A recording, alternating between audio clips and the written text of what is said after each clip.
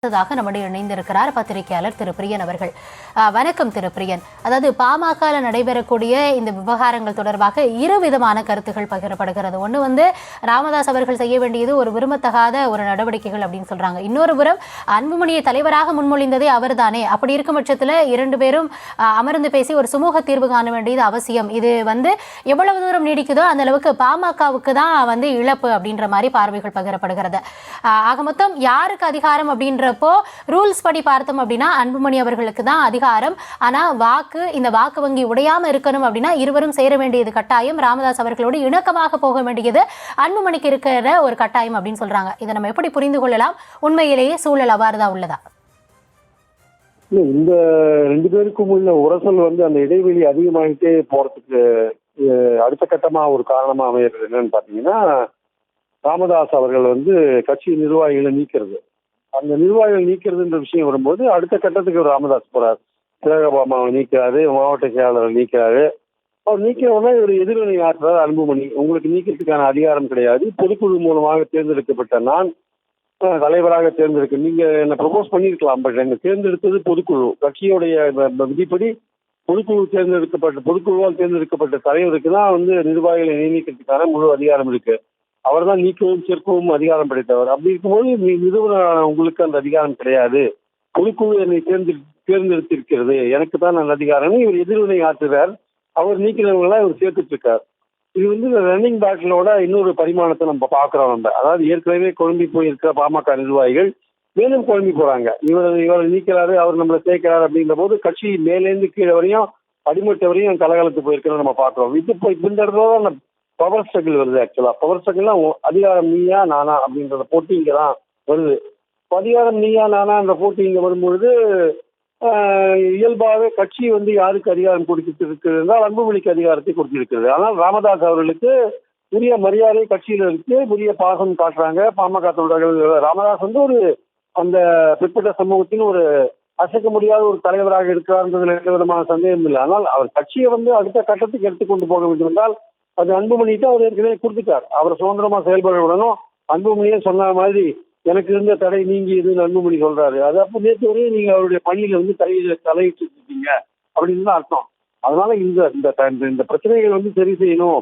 கட்சி மறுபடியும் ஒரு ஒழுங்கான நிலைக்கு வரணும், பழைய நிலைக்கு வரணும். தேர்தல் நிலைக்கு போகும்போது அந்த டிமாண்டிங் பவர் இருக்குல்ல, கூட்டணி கட்சிகள்கிட்ட பேசி சீட்டுகள் வாங்குற அந்த பவரை தக்க வைக்கணும் அப்படின்னா, செல்வாக்கை தக்க வைக்கணும் அப்படின்னா முதல்ல அவங்க குடும்பத்துல உட்கார்ந்து பேசணும். அவங்க குடும்பத்துல உட்கார்ந்து பேசணும்னா அது இதே மாதிரியான ஒரு தகராறு நீடித்து கொண்டே போகுமே. ஆனால் அது நிச்சயமாக தேர்தலை நோக்கி போகும்போது கட்சிக்கு பின்னடைவு என்பதில் எந்த சந்தேகமும் இல்லை. இப்போ பவர் ஸ்ட்ரகிள் ஆரம்பித்த பிறகு, நீயா நானா என்ற ஒரு போட்டி ஆரம்பித்த பிறகு இதை யாருக்குமே அந்த கட்சியில் இருக்கிற மூத்த நிர்வாகிகள் பலர், ஜி.கே. மணி போன்றவர்கள் பலர் தான் இருக்காங்க. ஆனால் அவர்களால் இதை சரி செய்ய முடியல. ஏன்னா காரணம் என்னன்னா, அவர்கள் தலைவராக இருந்த போதே இவர்கள் சொல்படி கேட்டுதான் அவர் நடந்தார். அதனால அவருக்கு இவங்க கண்ட்ரோல் பண்றதுக்கான அதிகாரம் எதுவும் கிடையாது.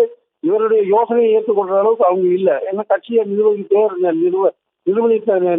செய்தவர் டாக்டர் ராமதாஸ்.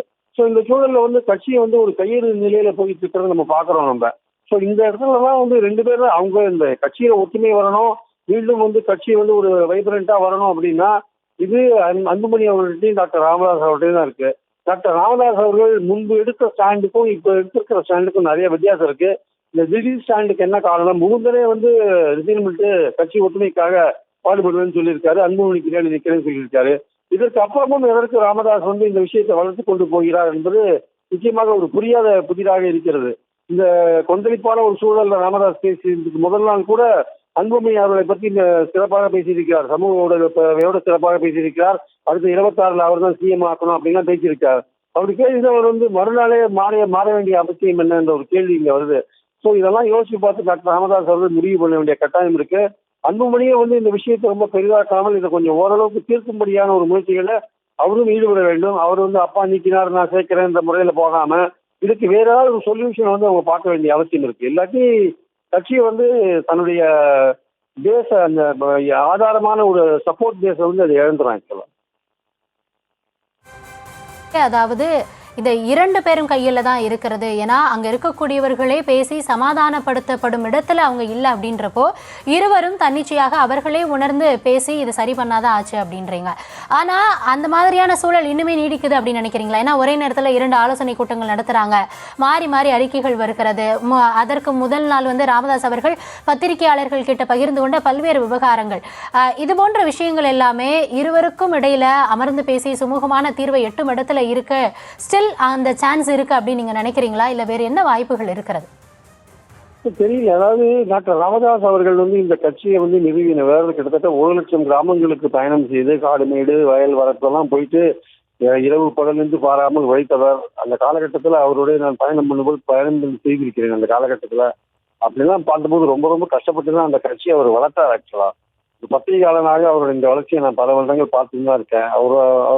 அவருடைய எண்ணம் என்னது எனக்கு நல்லா தெரியும்.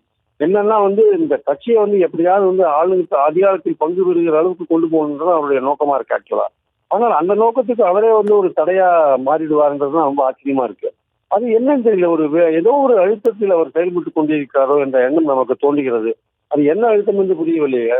ஒட்டுமொத்த குடும்பமே வந்து அன்புமணிக்கு ஆதரவாக இருக்கும்போது ராமதாஸ் அவர்கள் இது போன்ற ஒரு நிலைப்பாட்டை எடுக்க வேண்டிய காரணம் என்ன என்பது நிச்சயமாக யோசிக்க வைக்கக்கூடிய ஒரு விஷயமா இருக்கு. அதனால 2 பேருமே அந்த குடும்பம் இந்த பிரச்சனையை தீர்த்து கொண்டது என்றால் கட்சிக்காரர்கள் மிகுந்த சந்தோஷப்படுவார்கள். ஆனால் கட்சியோட மூத்த நிர்வாகிகள் கூட இந்த தகராறு வந்து சரி பண்ண முடியாது. ஆனா அன்புமணி சொல்றாரு, நான் இதை சரி பண்ணிக்குவேன், இதெல்லாம் ஒன்றும் பெரிய விஷயம் கிடையாது அப்படின்றாரு.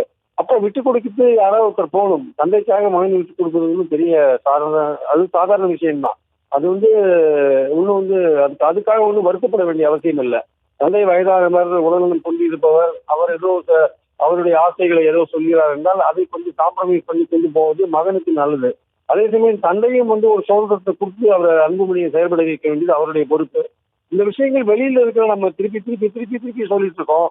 ஆனா அவர்கள் இருவர் மட்டும் இதை கேட்காமல் இருக்கிறார்கள் என்பது ரொம்ப வருத்தத்துக்குரிய ஒரு விஷயமா இருக்கு. நன்றி திரு பிரியன். அதாவது என்ன ஒரு தீர்வு, என்ன வாய்ப்பு இருக்கு அப்படின்றதையும் பகிர்ந்து கொண்டீங்க. இணைப்பில் வந்து உங்களுடைய கருத்துக்களை பகிர்ந்தமைக்க மிக்க நன்றி. பாமகவில் தொடர்ந்து நீடித்து வரும் உட்கட்சி பூசல், இருதரப்பிலிருந்து மாறி மாறி அறிக்கைகள், ஆலோசனை கூட்டங்கள் முன்னெடுக்கப்பட்டு வருகிறது. உண்மையிலேயே அதிகாரம் யாருக்குள்ளது, யாருடைய அறிக்கைகள் இங்கு மதிப்பு வாய்ந்ததாக இருக்கிறது, இதையெல்லாம் தாண்டி இருக்கக்கூடிய பிரச்சனையை சுமூகமாக தீர்க்கும் வாய்ப்பு அவர்கள் இருவர் கையிலேயுமே இருக்கிறது. இருதரப்பிலும் அவர்கள்தான் இதனை தீர்மானித்து ஒரு முடிவை எட்ட வேண்டும். அப்படி எட்டினால் மட்டுமே வரக்கூடிய தேர்தலில் பாமக தனக்கு இருக்கும் வாக்கு வங்கியின் மூலமாக கட்சி இன்னும் பலப்படுத்த முடியும். வரக்கூடிய தேர்தலில் அவர்களுக்கான வெற்றி வாய்ப்புகளோ இல்ல கூட்டணி தொடர்பான பேச்சுவார்த்தைகளிலோ ஒரு தீவிரத்தன்மை காட்ட முடியும். ஒரு பார்கெனிங் பவர் இருக்கணும் அப்படின்னா இருவரும் ஒன்றிணைந்து ஒரே சக்தியாக இருந்தால் மட்டுமே அது சாத்தியம் அப்படின்ற பார்வை தான் தற்பொழுது முன்வைக்கப்பட்டு இருக்கிறது. தொடர்ந்து என்ன நடக்கிறது அப்படின்றத வரக்கூடிய நாட்கள்ல இருதரப்பிலிருந்தும் என்ன முடிவுகள் எடுக்கப்படுகிறது அவையே தீர்மானிக்கும் அப்படின்றதுல எந்த விதமான மாற்று கருத்தும் இல்லை. தொடர்ந்து பல்வேறு செய்திகளையும் பார்க்க இருக்கிறோம்.